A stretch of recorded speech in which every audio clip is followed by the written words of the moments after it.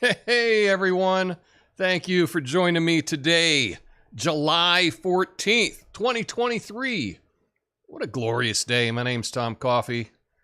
I'm at Coffee and Nuance on all the social medias and all that stuff. We're streaming live right now on YouTube and on Rumble and on D Live and on Twitch.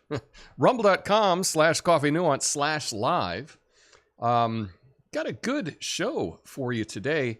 Going to talk about a number of things. We're going to, it is Friday. It's a fact check Friday. So you're going to want to stick around for when I fact check the president. Oh, yeah. We're going to be talking about a Russian ban. I wonder where that's happening. Talk about Twitter super users making a ton of money. Oh, my God. The latest information on aspartame. That's what's in your Diet Coke. We're going to talk about a big-ass bribe. Oh, yeah. We will be doing that, but first we're going to talk about political blind spots. Just as a reminder, if you are watching live, thanks for watching live. Thanks for watching the stream. Hit that like button. It means a lot to me.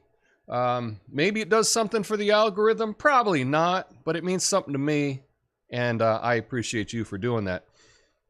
And if you're watching later, if you're not watching this live, you're watching video on demand.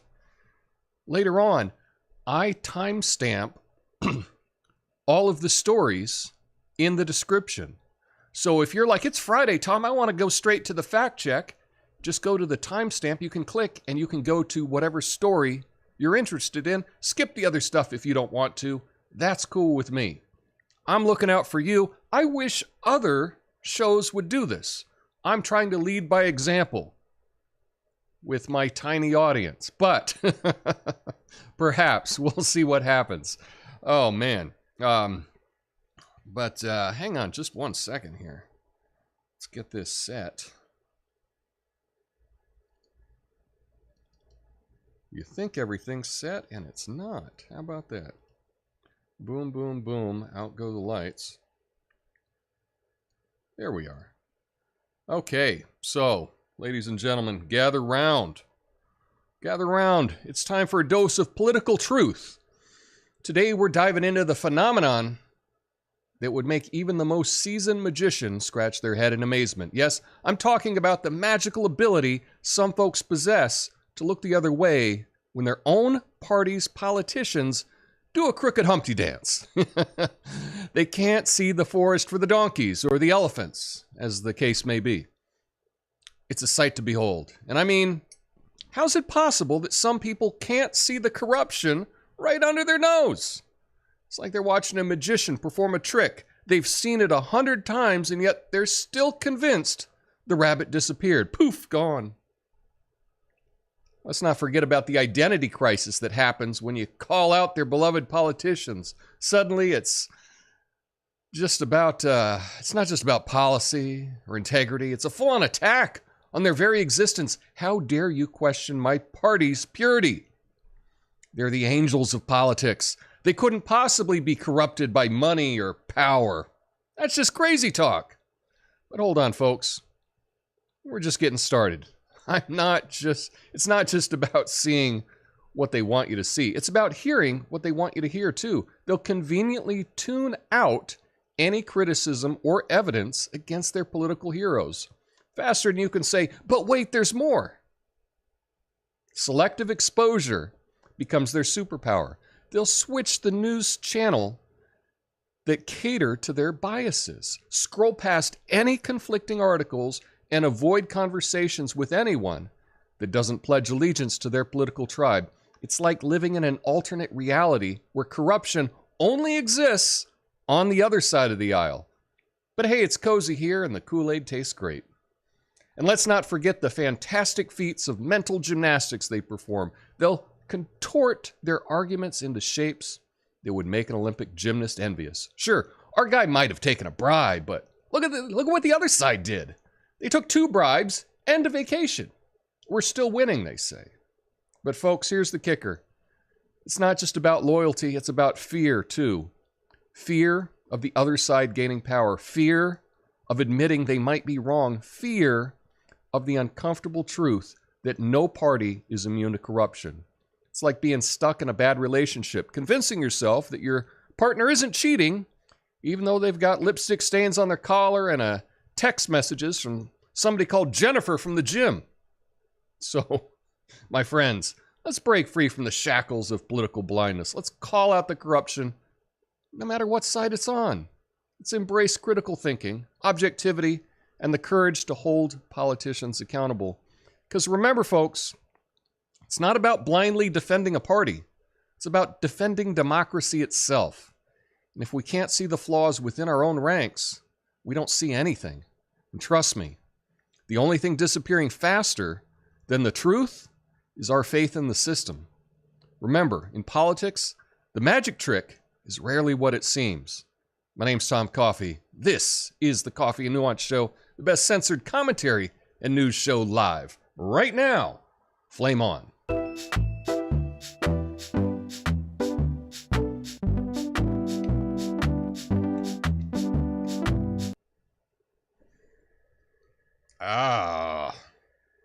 Need a longer bumper. Longer bumper. That's what we're trying to work with. But what do you think about that? Political blind spots. I have really noticed this a lot. In fact, my friend is coming over this afternoon. Going to hang out with him. And he has so many political blind spots. It's really amazing to see it firsthand. Now, I'll give you a little idea what I'm talking about. I live in Portland. My friend does lots of creative things. He drives a Subaru Outback, okay? And his stereo in his car is permanently broken to only play NPR. So a lot of times when I talk to him, hey, did you hear about this corruption? Oh, did you hear about this scandal? Hey, did you hear about that? He's never heard of any of it. It is just not in his bubble whatsoever. It's not that he might have heard something. No, he hasn't heard a thing about it. Not a thing. And that's what this is. It's just political blinders. That's what it is. I know we'll probably have to change the term blind spots because that's not PC, right? We need to get move away from that. But I couldn't think of anything else of what to call it. Anyway, cheers. So, yeah, good to see everybody in the comments. Stick around for the after show because I will be going through all of your comments, no matter what the platform. And yeah, after I play the little goodbye music. So anyway, let's get to this next story. And this totally has to deal with political blind spots.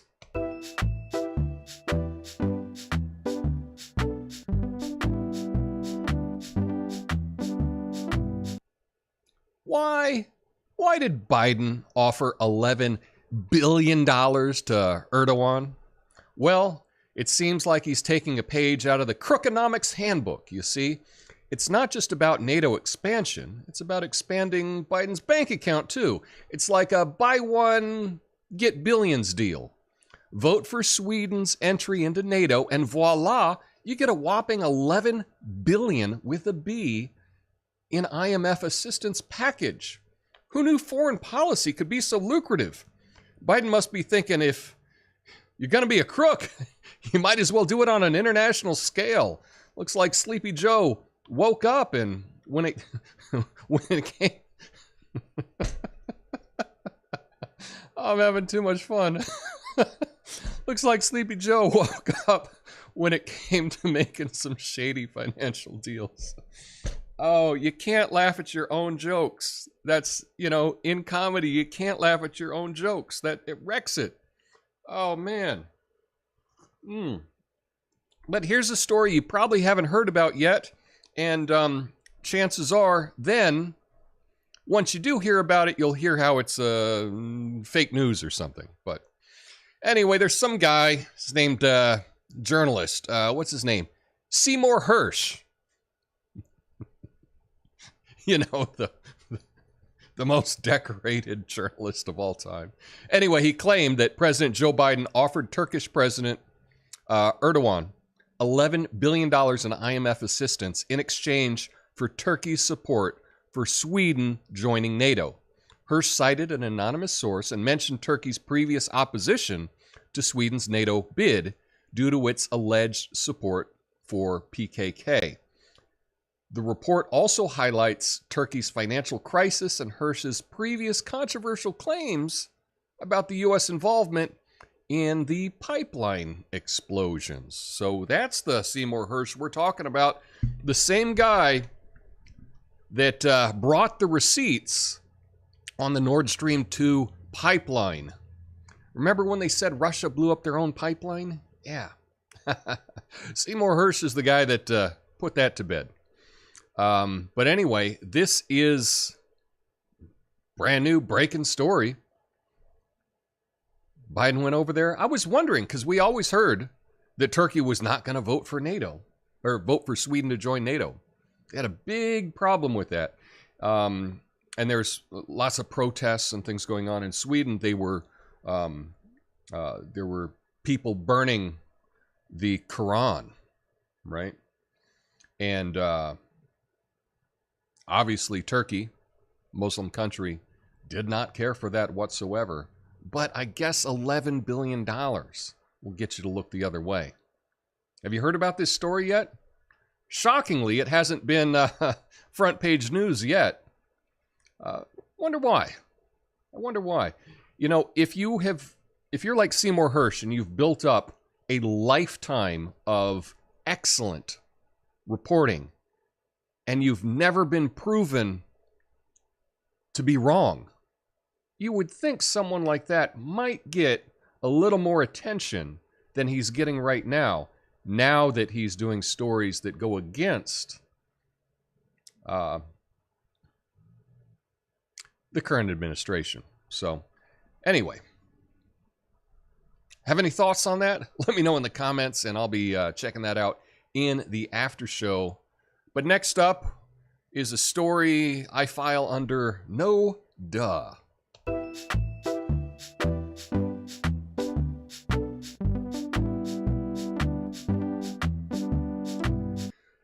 Hey, did you hear the latest about aspartame? Yeah, the World Health Organization says it's a possible carcinogen. Well, isn't that just sweet? Now, we have a new way to play Russian roulette with our diet. Should I go for the regular soda with all the sugar or the diet one with the possible cancer-causing sweetener? Decisions. Well, here's the thought. Why not just drink coffee? It's the original, almost no-calorie, no-cancer risk beverage. Plus, you get the added bonus of not having to decipher complicated ingredients lists.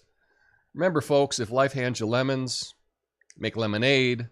If it hands you aspartame, stick to coffee. It's the safest and most refreshing option out there, as far as I'm concerned. Here's the story. The sweetener aspartame has been classified as a possible carcinogen by the International Agency for Research on Cancer, a branch of the WHO. However, another expert panel appointed by the World Health Organization maintains that aspartame is safe to consume in limited quantities. That's the little asterisk there. The WHO advised moderation in consuming aspartame and suggests considering water as an alternative to sugary or artificially sweetened drinks. The recommended daily consumption level of aspartame remains unchanged, and there's no need to remove it from products, they say. Some scientists question the evidence linking aspartame to cancer, but scientists also make a lot of money from certain groups, if you know what I mean. Anyway, the WHO emphasizes that occasional consumption of aspartame poses minimal risk to most people, and further research is needed to fully understand its potential effects. So, I don't know about you, I have heard that aspartame, I don't know why I thought it ended with an N-E. I've heard that it's bad for you my whole life. Now, I didn't hear that it might cause cancer. But I've heard terrible things about aspartame forever. Forever I've heard that. And just diet drinks are so bad. You know, it goes back to one of the things that I try to live by if you're not sure about things. If something seems too good to be true, it probably is. And that adage is so reliable. There are so many times where something seems too good to be true, and then later it turns out that was exactly the case.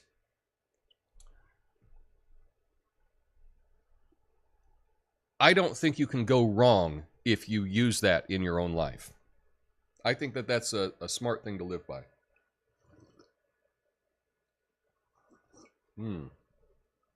So, that's all I got on that. But my coffee, no aspartame. So let's see what's going on Twitter.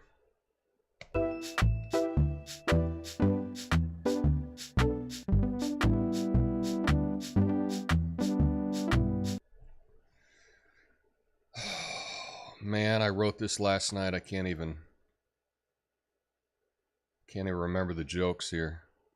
Twitter's revenue sharing program is like a social media lottery. Pay for a subscription, tweet your heart out, and you just might win a few $1,000s or even hit the $40,000 jackpot. It's like paying to gamble on your own tweets. The world of social media is turning into a high-stakes casino. Time to collect your payout, and remember, the house always wins, or in this case, Twitter. So Twitter is distributing payments to eligible users participating in its revenue sharing program, which allows them to earn money through ads placed in replies to tweets. The program is currently limited to Twitter Blue subscribers, and payout amounts vary, ranging from a few $1,000s to almost $40,000 for accounts with millions of followers. Twitter plans to expand eligibility to more creators in the near future. The specific criteria for determining payouts and Twitter's revenue share remains undisclosed, but accounts must have at least 5 million impressions on their tweets over the past 3 months. Payouts are cumulative from February, when the program was initially announced. This development comes as Twitter faces competition from Meta's Threads app, which has gained 100 million users shortly after its launch. Additionally, Musk recently imposed limits on tweet reading to combat data scraping and system manipulation. Twitter's traffic has reportedly declined since January, according to Cloudflare data. But this is Billy Mack here. He's you know him. He's a crypto guy. But look at that. He just found out they cut him $37,000.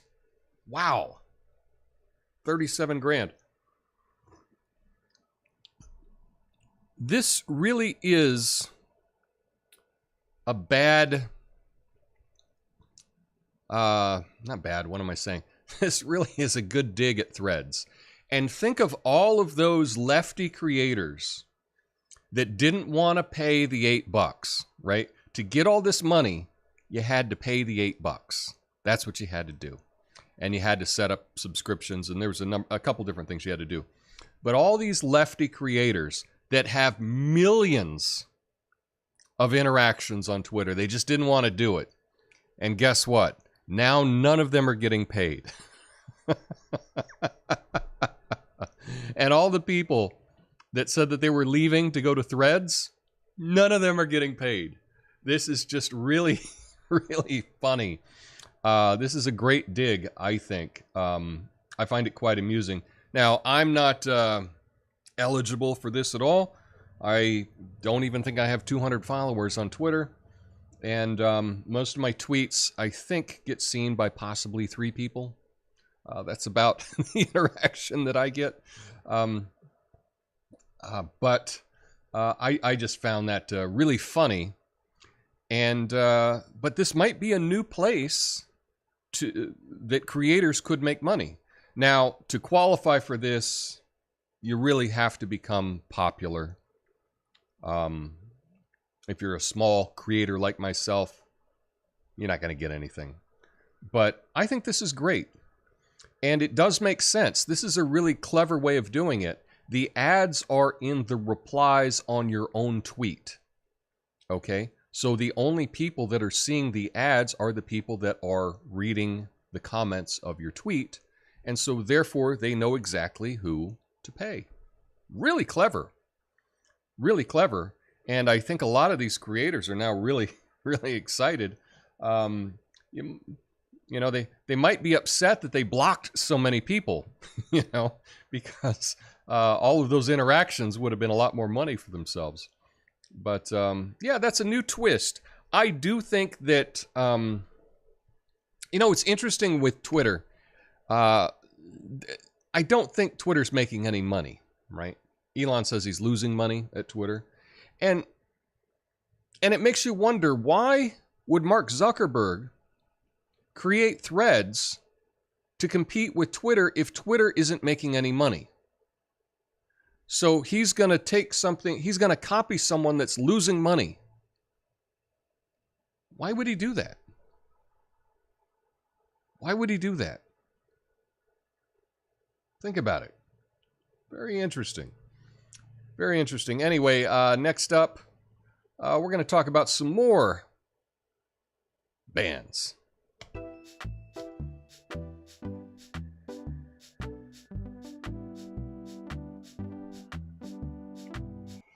Hey, did you hear about the latest language ban in Kiev? Or Kiev? Nope, not Kiev. Kiev. Apparently, they're cracking down on Russian cultural products. I guess you could say Kiev is really putting the restrict in restrictive language policies. Maybe they should focus on improving their comedy scene instead. After all, laughter is the universal language, unless, of course, it's in Russian. So here's the story. The Kiev City Council has imposed a ban on public displays of cultural products in the Russian language due to the conflict with Moscow. The ban covers books, artwork, music, performances, and more. This is part of Ukraine's broader strategy to sever ties with Russia, which began in 2014 after Crimea voted to join Russia. The Ukrainian government has also targeted Russian-related elements in public spaces. Moscow's criticized these actions, with President Putin condemning the erasure of shared history and culture and expressing concern over attacks on Russian culture. So this is the democracy that our tax money is going to support, where they are banning outright any exhibition of anything Russian in a country where a whole bunch of people speak Russian, where millions of people speak Russian. Can't do it. It's kind of weird. Kind of weird. It's funny. One of my favorite songs over the past year is by the Gayazov brothers, which is a Russian band. And I really like their song. I'm not even going to say it because I'll probably say it wrong. But I just love that song. And I would wear one of their t-shirts if they sold them in the U.S. It really is one of my favorite songs of the last year.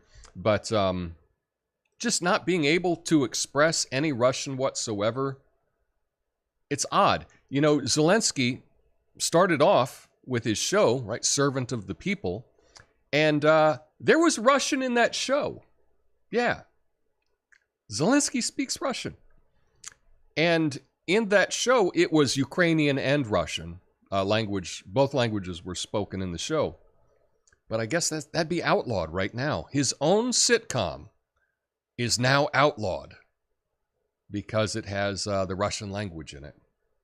Can you imagine if the U.S. was at war with, I don't know, let's say we're at war with Argentina or something, and then they outlawed Spanish in the United States. They said no one can show any Spanish language, no Spanish language music, no Spanish language anything in the United States. That's now forbidden because we're at war.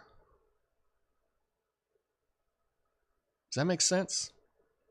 Does that sound like democracy? Does that sound like freedom? Well, I'm glad that's what we're fighting for. Anyway, it is Friday. It's a Fact Check Friday, so let's get to it.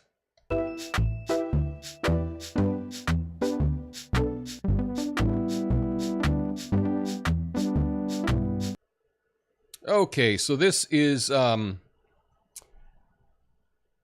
this was the tweet. This is what I saw. It's actually a video, so let me play the video for you. I captured it from Twitter.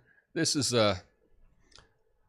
so this is total jobs created by president. And see, we got Reagan there, it went down. We got George Bush Sr. went up just a little bit. W, it went down really far. Trump, it went up a little bit. And look at that Biden, it went up. Holy cow, look at all the jobs created by President Biden. Wow, that's amazing. This is interesting. It says for the first 29 months in office. The first 29 months in office. Is there a president that's missing in this chart here? Is there a president that's missing in this chart? It goes Reagan, Bush. Oh. So I guess Clinton wasn't president. That's weird. And I guess Obama wasn't president either. If we're looking at total jobs created by president, who is Obama's vice president? Yeah. Oh yeah, that was Joe Biden. How come Obama's not there? Well, it turns out in the first 29 months of the Obama-Biden administration, they lost 9.5 million jobs. Yeah. Now, I mean, there was the financial collapse and, all the real estate stuff. So, I mean, I'm not saying that he's to blame for all those job losses. That'd be silly. That'd be probably as ridiculous as taking credit for people going back to work after you locked them down. Oh, that's exactly what Joe Biden is doing. He's taking credit for people going back to work after not letting people go to work.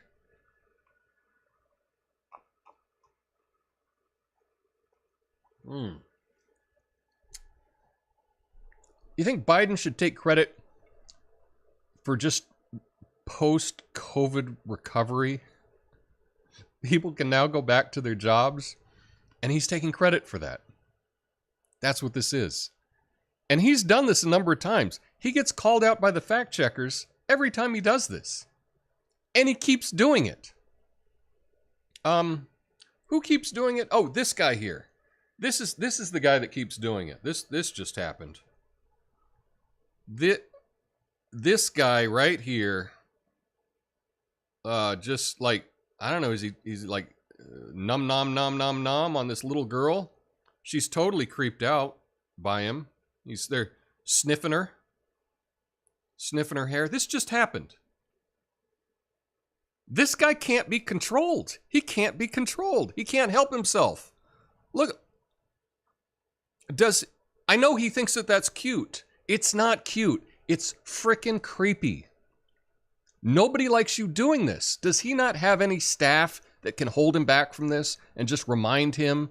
Or they ought to put like a dog collar zapper on him. Like just, put one in his back pocket. And anytime he tries to sniff a kid, they could just zap him to remind him that it's really creepy and it's totally inappropriate in 2023 to do that. But no, this is the same guy that whose administration is tweeting out that they created all these jobs. Look at all these great jobs that they created. I don't have a scale, but I think the Washington Post would give this 4 Pinocchios. Yeah, absolutely. Yeah, just absolutely insane that he keeps lying about this. And this is so obvious.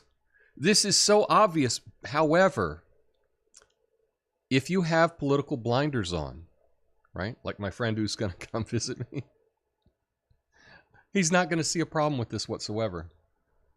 Whatsoever, yeah. And that's the real problem, just bringing it back to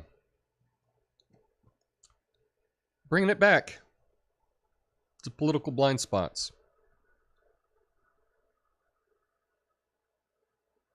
So many people just don't see what's right in front of them. Anyway, I guess the good news is it's Friday. I didn't find a particular good news story, but I think they're all, today. However, I am working on a new project. Once I get the name for that project, I'll be able to tell you about it. Hopefully, I'll be able to tell you about it on Monday. I hope you all have a beautiful weekend. Stick around for the after show. I'll be going through all your comments. Have an awesome weekend. Peace.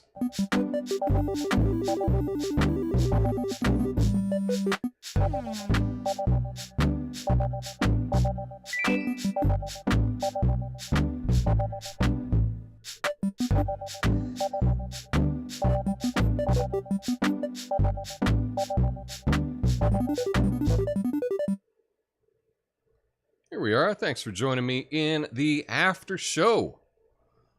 Duggo with a 5 spot. Happy Friday, everyone. Hashtag Fact Check Friday.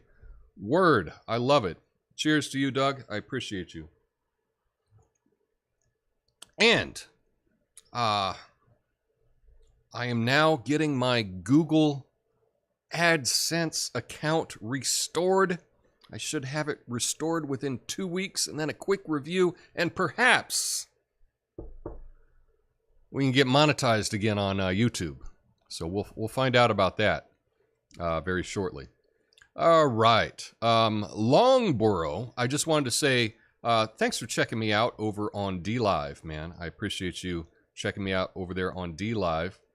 Now, no one's talking over there on DLive, but I don't even know if anyone's watching live, but we're giving it a shot. We're giving it a shot over there.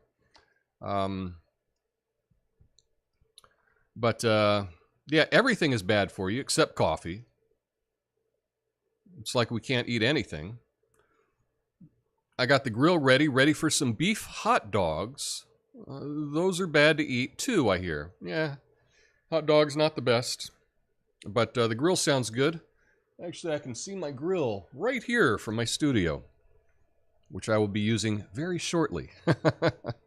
My grandparents and father are Ukrainian, and they speak Russian. Yeah, most people in Ukraine can speak Russian. It's typically the far eastern areas that predominantly speak Russian, and there are many Ukrainians that don't speak Ukrainian, they only speak Russian. So, yeah, yikes. They don't support Ukraine. They tell people that they are proud to be American and live in America. Well, cheers to your dad and your granddad. Or your grandparents, I guess. Cheers. Cheers, Longborough. Lucid Moments checking in. What's up? What's up, Natasha? Hey.